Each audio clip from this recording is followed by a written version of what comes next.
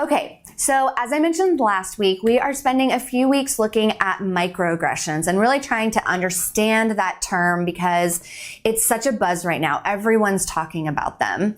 So before we go too much into what to do about them, I thought we could look at a couple more examples just to make sure we really understand what microaggressions are. The only woman at an all-male construction company, I'd really like to be judged on my work experience rather than my gender.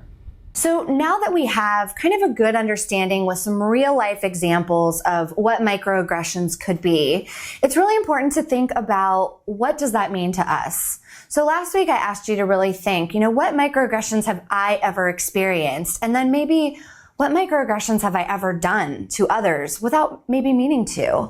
So being aware is part one. But the other part of awareness is so that you can step in as a bystander when you see them.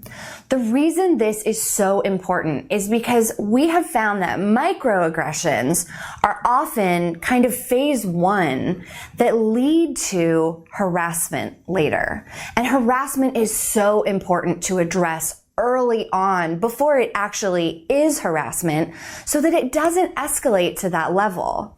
So as a bystander, and one of the things that we teach at NCRC all the time is that as a bystander, you're more likely to see things at the microaggression level and be able to do something effective about it, whether that's speaking up to the person who perhaps did it or said it, or maybe speaking up to the target, or if you really don't feel like you can do anything effective and maybe you're in a workplace and it's just there's a power dynamic, at least kind of cluing in a manager or HR.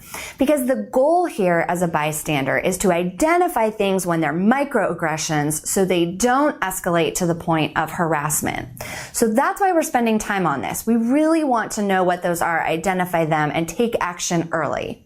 Next week, we're going to talk a little bit about then how to have that conversation when you see them. But for now, I just want us to focus on how do we identify them and preparing ourselves to act when we do.